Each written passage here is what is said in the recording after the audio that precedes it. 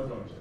Ladies and gentlemen, it gives me immense pleasure and it's my honor to welcome all of you to this symposium, which is being held at the Vivekananda International Foundation to commemorate the Golden Jubilee of the 1965 Indo-Pak conflict. For all of us in uniform, it is the ultimate dream to take part in a war like this, but unfortunately dreams come true for only few. Today, however, we are fortunate that some of the senior and respected officers who are present here who have taken part in this war. It's a great irony that the 1965 war is also known as the Forgotten War. It is forgotten because for many, the 1971 war is more known than this. So let us all embark on a journey today to come and know the forgotten war through the narrations of the war veterans who are present here with us today.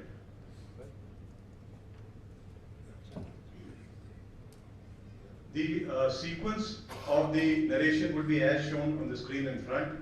We would commence with the introductory remarks being given by the director. General N.C. Vij, Param Vishish Seva Medal, Utkrush Youth Seva Medal, Ati Vish Seva Medal, needs no introduction. He is the former Chief of Army Staff and is also the founder and the Vice Chairman of the National Disaster Management Authority. He is currently the Director of the Vivekananda International Foundation. May I now request the Director to please make his introductory remarks.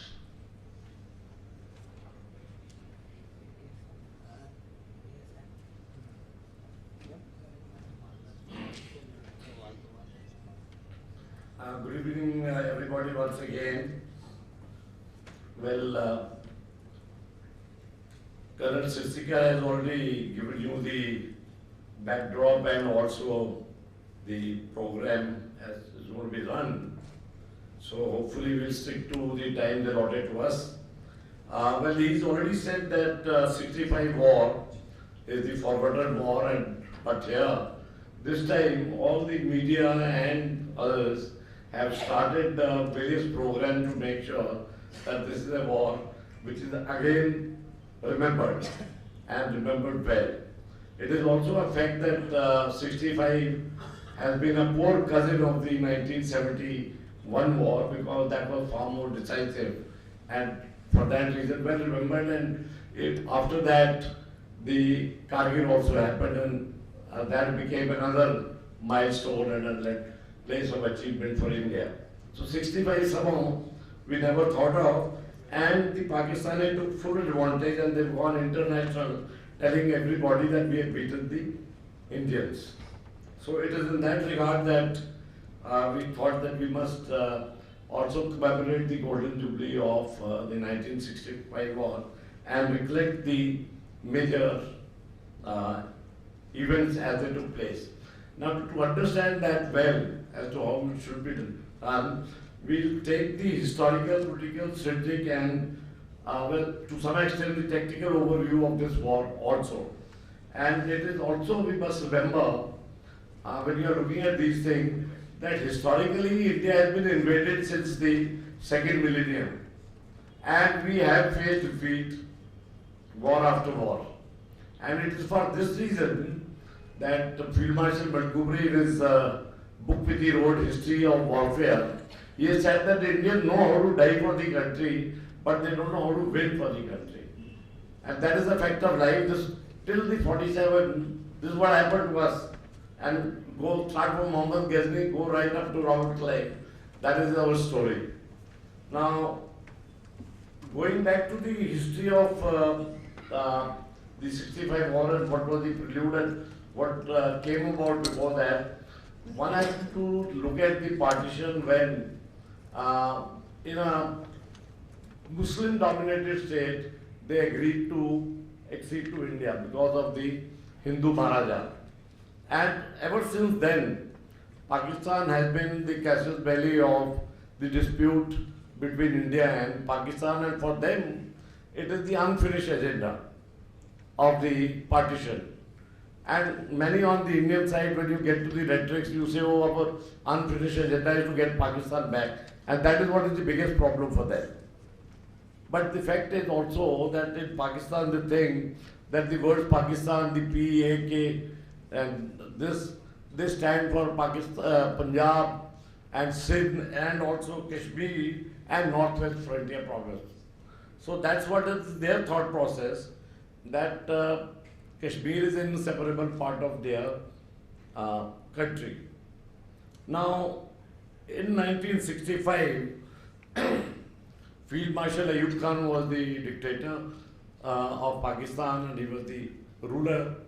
And at that time, Zulfikar Ali Bhutto, who was the foreign minister, had convinced him that that was the ideal time to annex Kashmir, because if they have operations with India, the Chinese will support them and the two major powers are not going to interfere with their action. So that was the strategic backdrop. And it is because of that assurances from Bhutto that Ayub ventured into it. And also two more things happened. The detention and the imprisonment of Sheikh Abdullah also led to demand of plebiscite in the Kashmir Valley. And there was a lot of strikes and other things which went on because of that. And in Pakistan also, they raised this hue and cry, and they went on to talking something like it became a jingoism entirely at that time to talk of Kashmir. And that went into the minds of the rulers also. Now, also, Pandit Nehru had passed away at that time, and Lal Bahadur Shastri became the Prime Minister. And because of his size, perhaps they felt that he was too weak and they could have a free run. That was the backdrop to the entire story. Coming on the operational side, as far as they are concerned, their equipment was far better because they were supported by the Americans and the NATO forces. India, on the other hand, was still in the process of expansion. Of course, that expansion post 62 was sizable, but the fact is also that we had not yet assimilated that bondization. And we were still in many cases based on our Second World War vintage equipment. Now, as far as the people of Pakistan are concerned, we were just talking about it just a few minutes back, that they've always misled the Indians, and it is very fashionable in Pakistan to believe that one soldier of the Pakistan army is equivalent to 10. And there was a joke which was told to be in the afternoon, of course, or most of the humor in the VIA was limited to Ambassador Rangachari and General Sali. So it is the Ambassador Rangachari who was the author of this. And he mentioned that General Musa, who was the chief at that time, was asked, look, you always said that one soldier is equivalent to 10, then how come that you lost the war? He said, what do you do when the 11th man comes in? So that is the authorship to Ambassador Rangachari.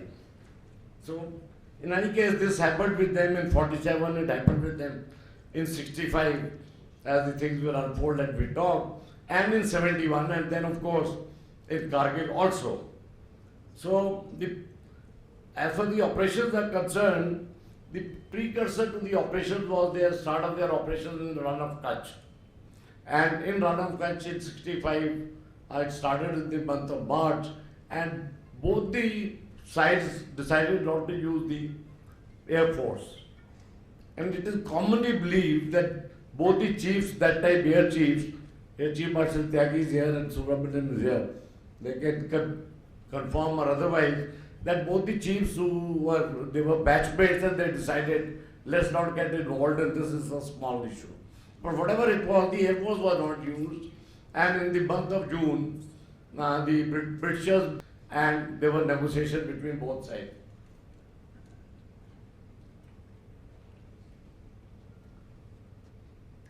But as an outcome of the Run of Kutch war, or the significance of that was that Pakistan, because they had made a headway in the Kutch area, the belief came about and they further reinforced their mindset that look, we are very good and we will be able to take care of the Indians.